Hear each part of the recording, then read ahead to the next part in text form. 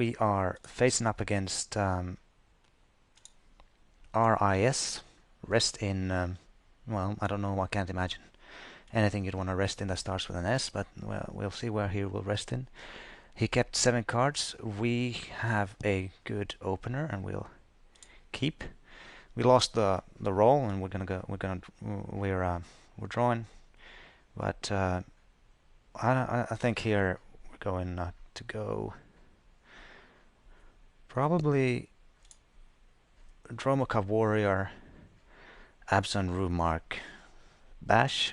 Might be a little greedy, but I think actually that is what we're going to do. I mean, the other option is we could soul summons, see where that takes us, but I'm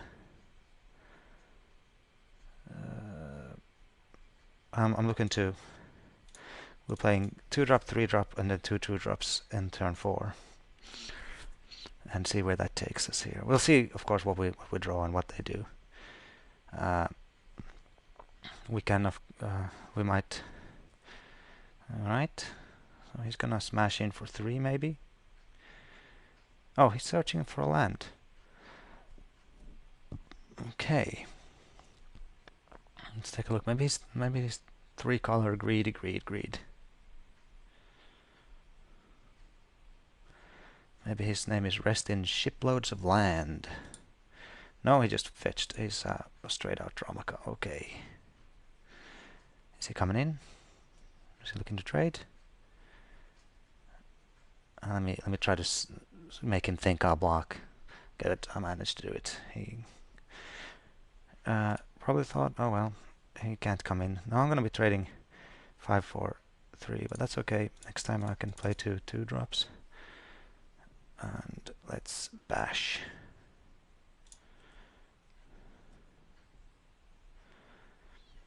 This should be good. Next time I'll play. What am I? Yeah, I thought it got flying. I just do for myself.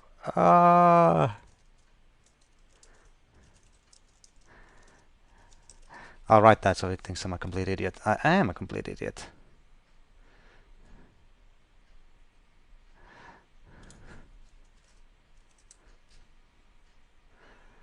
Alright, well, with a deck like this, 2 for 1 of myself in the beginning is about the worst thing you can do. What on earth was I thinking there? Oh yeah, I guess I just sort of like had it in my mind. Alright, well, let's see what happens here. Oh man. Well, this is definitely going up. Like I said, I'm recording every draft I'm playing, and I'm putting them all up.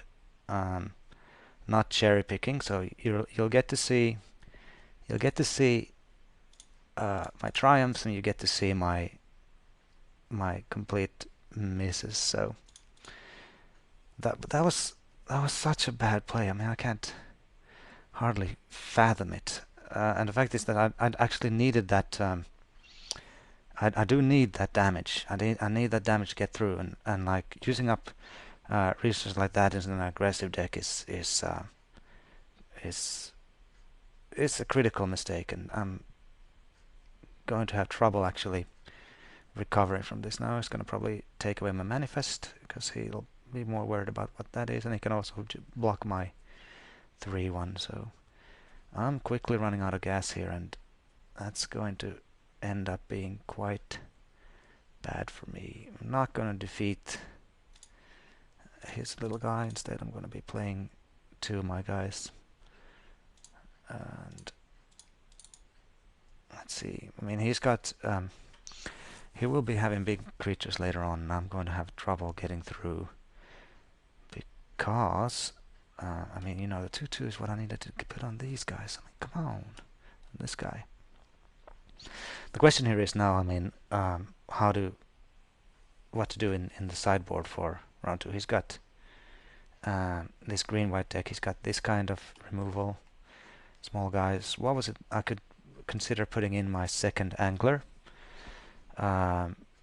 This might be a deck that actually likes the Shriek if I can avoid. No, maybe not the Shriek. 5/1 hexproof, sure. course, he probably has a trick so that when I try to block it, he just straight out wrecks me. And at this point, we'll want to draw a card. Allow me to get in. Okay. We'll attack with all.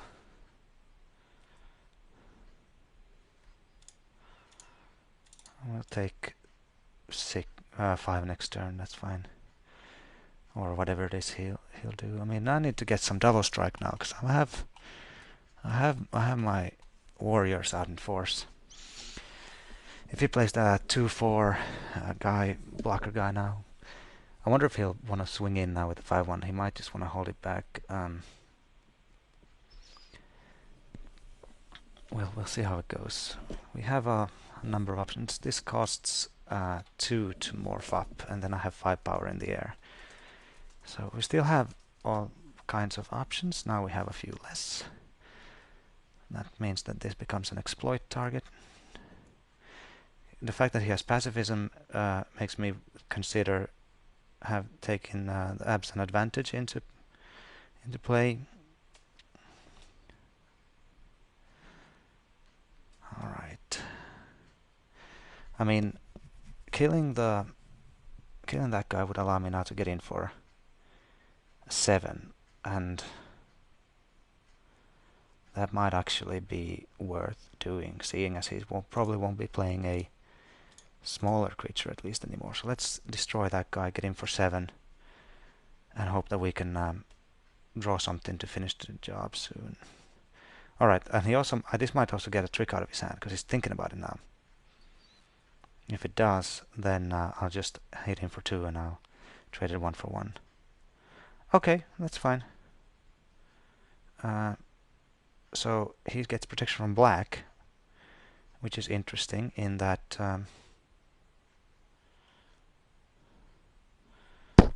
that means he'd still trade with my guys, but I'm not gonna attack with them yet. I mean, I'd get in 2 extra points of damage. That's not quite worth it. Now he'll get to protect his 5/1 from white, and I wasn't going to block anyway, or I guess I could have considered blocking with the Light Walker. We'll see. Center Soul would have been a central card for me to have as well, with the pacifisms and what have you going on. Alright, he's getting through for 5. 3-turn clock. My clock is not quite fast enough. And he cracked the Evolving Wilds too late. So he made a mistake too. I made a huge mistake though. If I could have had a 5/3 now at this point, I would have for one gotten in a while back with the... Well, he would have had a 3/1 too. Oh, that is a big game. If I can get my exploit creature now, it's one of the few times where I can actually deal with that guy. If I don't, however, that card's gonna be very tough to deal with. Okay. Very tough to deal with seems to be the case here. I'm gonna have to jump a lot now. There's no point in me playing those lands because I don't have anything that costs more than 5 in the deck. I need to get myself an angler or the exploit guy. Yeah, this isn't looking too good. Okay, starting off with a nice little brain fart for your amusement. I hope you all appreciate it. I should call these magic comedy streams. So let's see what happens now. Alright, he seems to be thinking, so we'll see what comes out of that. Combat step. Is he going to come in with the team? He probably has a pump spell, maybe the +2/+2 for 2 creatures. Any which way, I am blocking the 5/1. If he just comes in with a 4/3, I'm going to take it. Let's see. Here comes the 4/3, and as I said, taking it. I know he might have trample, so I might have to try to win this following turn, because my guys aren't really tough enough to block an onslaught. Guess I could have jumped there with the 3-1. Okay, so next is 5-1, a 6-2. I think. One card in hand. Well, let's hope that that's not a trample card. Because of these, then we lose and we draw nothing. Alright, let's just... this can't block anyway. Next turn we're forced to jump. And...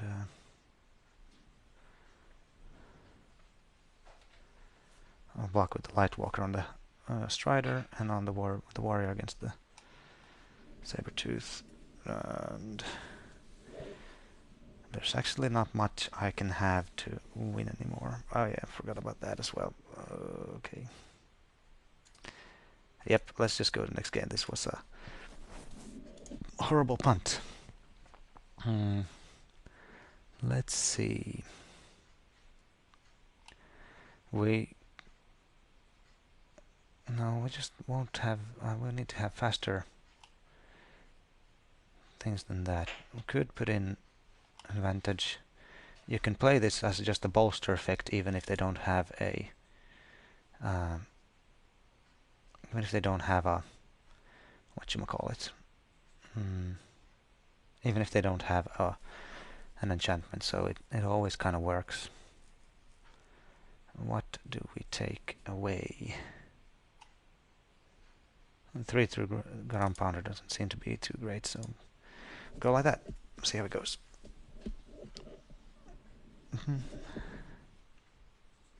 Alright, so back for game 2. We'd like to play first, and of course losing the first game was just lulling him into a safe sense of security. It's all part of my plan. So we have a nice hand. We can cast 4 cards with just 2 lands, so even if we don't draw lands for the first couple of turns, we'll be fine. And we have a 1-drop. 1-drop, and not just any 2-drop, but the 2-drop. Which he'll no doubt want to pacify or something like that, which then we can get that done with the Absent advantage. So let's get cracking. All right, if we can win here now, we're still in the game. If we don't, we'll just take this on the chin and carry on. It happens, like they say.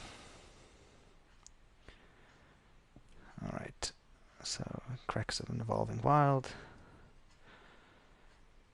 Okay. Let's get in for 2. Play a Bludgeon Rager. Next turn we can defeat or Soul Summons, probably Soul Summons, because there's no point in defeating yet.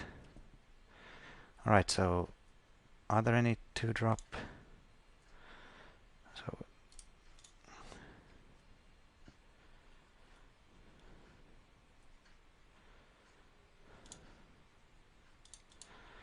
we can fake a count Venom. No, Plains. Well, we have 3 cards, and that should be plenty. Alright, that's fine. We'll actually just defeat that, because don't want to have to deal with it later on either. And that allows us to attack next turn too, since he'll probably only be able to play 1 creature. And 1, 2, 3, 4, 5, 6. 1 more card, 1 more land, or whatever can allow us to get the Angler into play. This, and we'll see. And also, if I can get the double strike guy, that's fine. The hexproof guy will not be able to block. So let's see. Yeah, we win.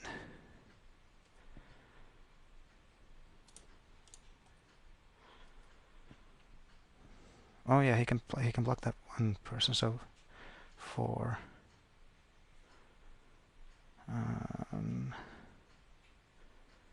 Do I harsh him now?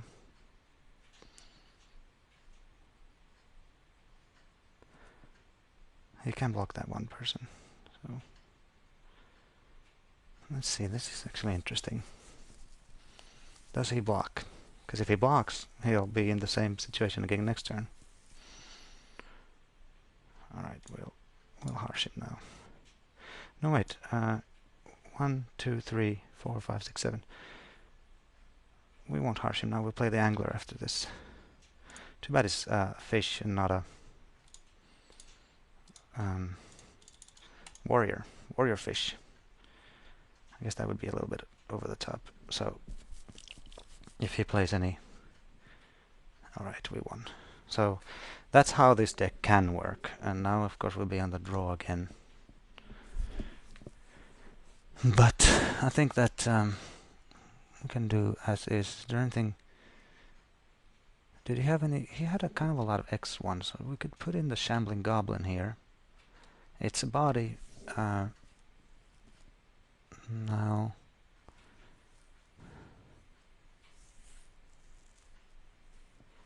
Let's see.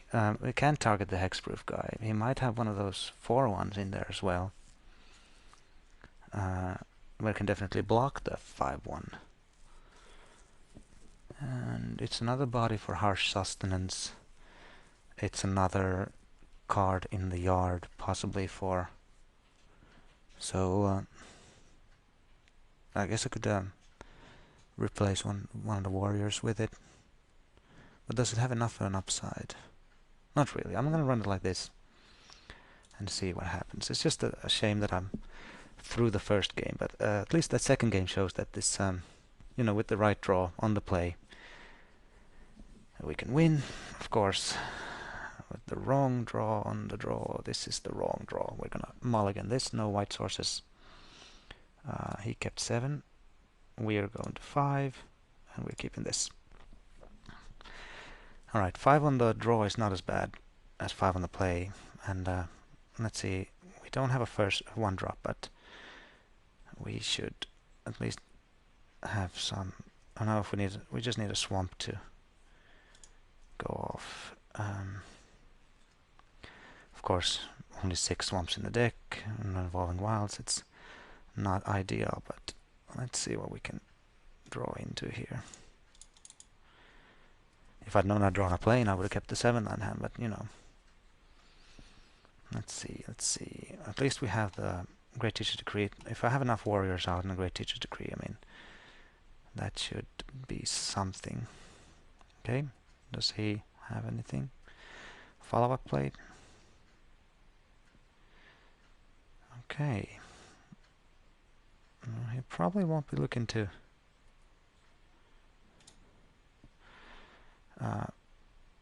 block with that, so we'll swing in.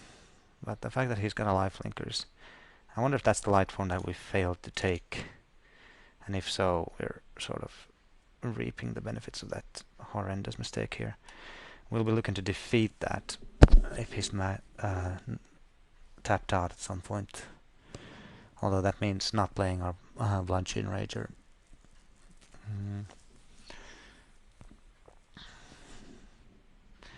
Alright, we'll see how this goes.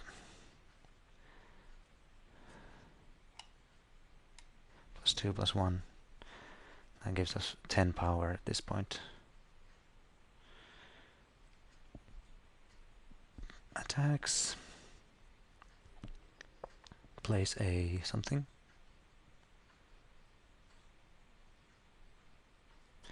Nothing, so he might have a Sandblast or something here. If he does, then that's just completely fine. He might not have anything, but he might. Okay, that's fine. So what is he returning here? I don't suppose he wants to do that, really. Just bad tempo for him.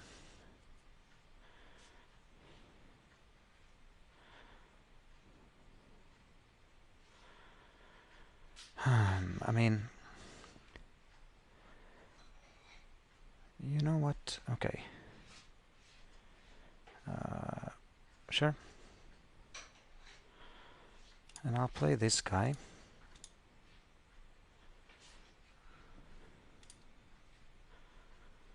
I don't know what... Oh, he didn't block. Alright, because next turn then... I wish I could defeat and play this. So, +2 +1 is 5, 10,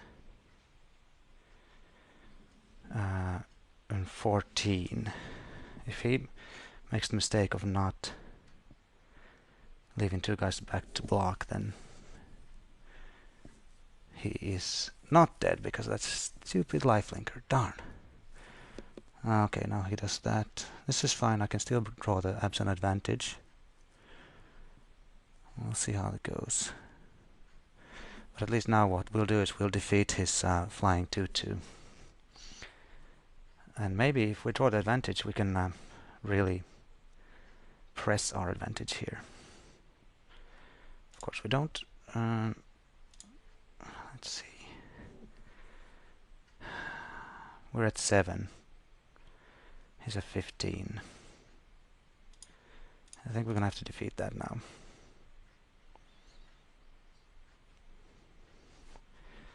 It's gonna be worse for us than anything else.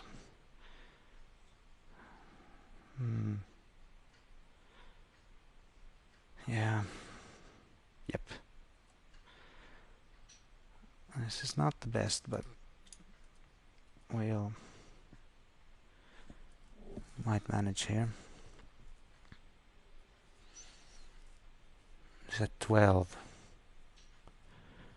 The teacher's degree is not quite gonna cut it on its own anymore. I'm gonna have to leave our guy back to block soon. He's stuck on 3 lands, so we have a chance here. But it's gonna be tough. He's coming in for 3. Okay. What do I have? What if I draw my exploit guy? Would I even play it here? Did he find his land? Did he find a 3-drop? It's 4 lives. I'm gonna have to stop attacking for now. If I'd draw that, if I had drawn the absent advantage, alright, we get a Kirin, which is going to be problematic for us to deal with.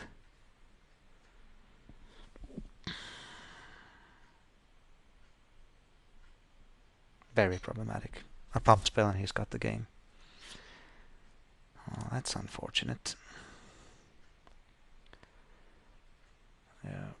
Siding in the absent advantage again was definitely the right play. What killed us here was going to 5. I don't think we made any mistakes. We had a chance. We could have managed to kill him with the Great Teacher's Degree, but I think that one of the problem was that one of the mistakes we did actually was not taking light form. And we're paying for that now, but let's see how it goes. He's probably going to come in with both. Yes, I'm going to have to jump. Oh, I mean trade. And if he's got, even if he's got, well, there we go. Okay. So, punt in the first game and mulligans in the second game. Lost us this one. We'll try to salvage this draft still. It's a Swiss, so we hope to go 2-1 with defeating the next 2 opponents. But, yep. Round 2.